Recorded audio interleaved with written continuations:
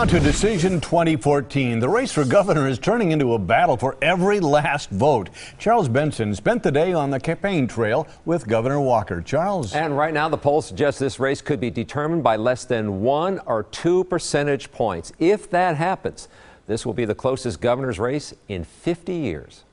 Good to see you. It's good to see you. Thank you.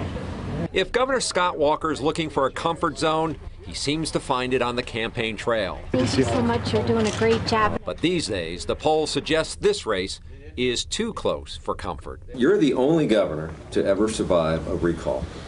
Are you going to survive a re-election? I think so. I think it's going to be close. Walker had an easier time winning re-elections as Milwaukee County executive. He's facing his third election for governor in 4 years. He won in 2010 by 6 points and the recall by 7 points. Why is this so hard? Well, I think in the recall, at least part of that margin where people just on principle said they were voting against the recall. Walker's now trying to convince those voters to stay with him in 2014. At campaign stops like this one in the Fox Valley, a swing district, he likes to tell voters the unions still have a bullseye on his back. It's not one, not two, but 3 different big government bosses have come in and said, I'm their #1 target. Walker says he's not looking for any big fights in a second term. He claims no interest in turning Wisconsin into a right-to-work state, and he does not want to expand Act 10, the law that triggered the recall. It seems like you want less conflict.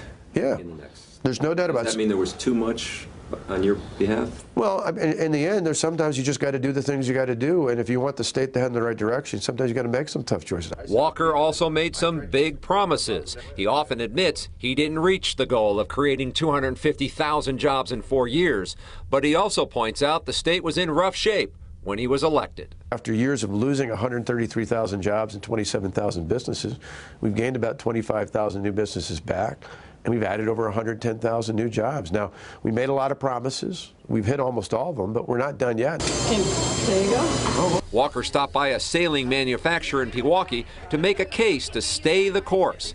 He's also turning more and more to his lieutenant governor, Rebecca Clayfish, to help close the deal. Does she help you close the gender gap with female voters? Well, I don't know. I mean, it's just another one of those stark contrasts. I mean, I don't think most people even know who my opponent's lieutenant governor candidate is. I think our lieutenant governor's got a great job, and it's not just with female voters, it's voters across the board. Now, last week we spent a day on the campaign trail with challenger Mary Burke. You can see that story and tonight's story on our webpage. Mike and Courtney. All right. Thank you, Charles.